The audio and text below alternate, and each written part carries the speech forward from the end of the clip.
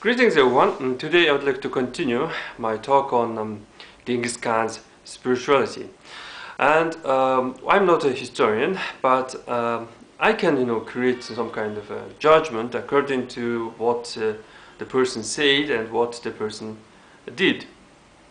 So I'm also talking about this soul thing, and there's this spiritual person and non-spiritual person, and of course non-spiritual persons are going to be atheists, and atheists generally believe that way we create songs, way we create art, the way we do and imagine stuff is non-spiritual. This is some kind of how to say this, calculated or this automatic and this view. But it seems human imagination is like limitless. So of course the spiritual person is going to be someone who believes in a spirit or a soul, existence of a soul, and there's this spiritual spectrum. And there's a general belief that human soul is immortal. So one side of the spiritual spectrum says that your soul is immortal and it will reborn again and again, and there is like endless, this cycle, this wheel of dharma, karma is like endless, and there is no such thing as an ultimate judge, and there is no end for this. And this is going to be Buddhist spectrum, and there's this Christian and Muslim way to explain that your soul is also immortal, and if you believed in some other this stuff, or if you sin, you are going to receive a punishment, and the punisher will punish you until this end of time. So this God must be some kind of very this how to say, very bad God. And I think if you have some this soul and as this product or stuff, you need to recycle this stuff if you are good God. So there is this this shamanistic spectrum. Shamanistic spectrum has some kind of chaotic way to think about stuff. And some shamans will claim that human soul is immortal, and this Toa shaman claimed that human soul is mortal, but it can remain immortal if you are like managing it good. It is like life on this planet can be like for a long time if we can manage it correctly. So he also claimed that stronger shaman can eat weaker shaman's soul. So from this rises many questions, like generally if you eat something poisonous or something bad, or like a drugs or this poisonous food, you usually lose your health and consciousness, or your soul becomes completely damaged. Like this, if you like fought something evil, and if you consumed it like its soul, it should make you like different, I guess. So since I haven't met any non-living, I mean I sometimes when I afraid, when I'm in the dark, when I hear this some stuff, one start to imagine a lot of stuff, and there is this illusions, etc., etc., is inside the eyes, and I sometimes see stuff, but I never saw a spirit that comes and simply talks and have conversation.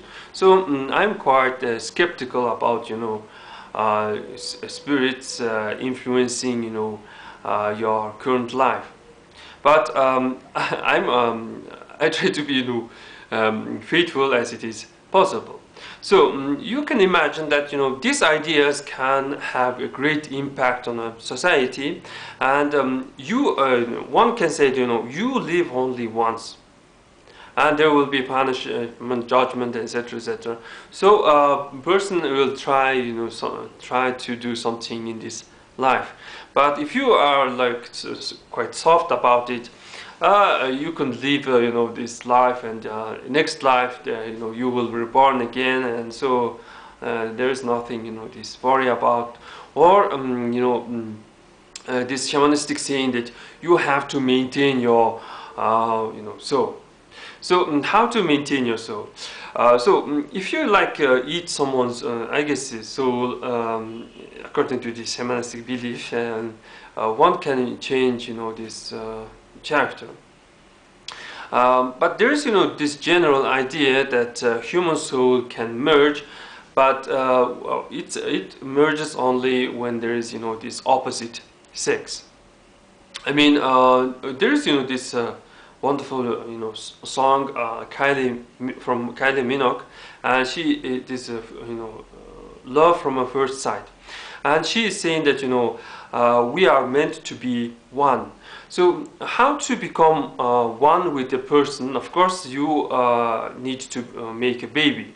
The baby is going to be this joint creation, and you can say that your wife's soul and your soul is inside this child, and this is going to be your symbol of your love and this desire to become one. So in order to be one, you need this opposite sex or opposite body. So let us talk about the Genghis Khan's spirituality, and this talking about the spirit is taking a lot of time. So from this book, one can understand that Genghis Khan believes in afterlife, and everyone claims that he was a shamanistic person, and he always talked about the Father Heaven. So the Torah shaman claimed that Mother Earth is our mother and Sun is our father. But here in Mongolia things are different. Sun is going to be light, and generally light is believed to be female stuff. Our sun is going to be our fireplace, and we are rotating around it, and fireplace is something that is related with the woman, and woman is believed to be the guardian of a fireplace. And you're like running around and hunting, and you see your fireplace, and there is someone is waiting next to it. So light always been something that is related with the woman here in Mongolia. But it seems, these Torah shamans have, a different idea, and this creates some kind of a problem. People are having, different ideas, and why? Don't you think that there is, one God, and everything's supposed to be like, quite similar? But shamanism is like have many gods. It's a polytheism, and there is this is a fertile soil for different ideas.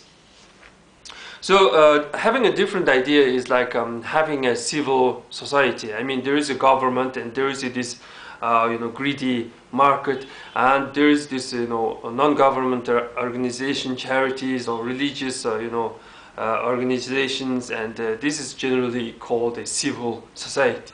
So civil society is like a chaotic and this messy. Like this, shamanism is a little bit messy. So Genghis Khan, what Genghis Khan is told about woman. Genghis Khan says that woman is not a sun. She is not a sun to be displayed in a public. So there is this belief among Mongols that the sun is the mother, and a woman is not a sun, meaning that the woman does not display her like a naked body or this herself in a public. she must stay at her home, and she must clean and wait for her husband with an honor, and she must always have, you know, this meal prepared for guests. And her duty is to keep her husband's honor, something like that. So Genghis Khan thinks that, you know, women must be obedient, and women must have some kind of, you know, this little bit lower status compared to a man and husband. And Genghis Khan also said about, you know, women having, you know, 3 husbands. First husband is going to be the country and state, and of course the country and state is going to be a duty of all man and woman also must be, you know, part of a country. And I received a comment that nowadays women is like a non-government organization or NGO, and they you know, run after good stuff. And second is going to be her honor, and woman must put her honor in a quite high place, and you know, I guess woman without the honor is like you know, woman without honor usually ends up selling her body.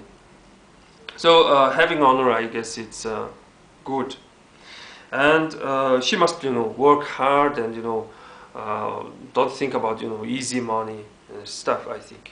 So third husband, the less important husband, is going to be her real husband and her family.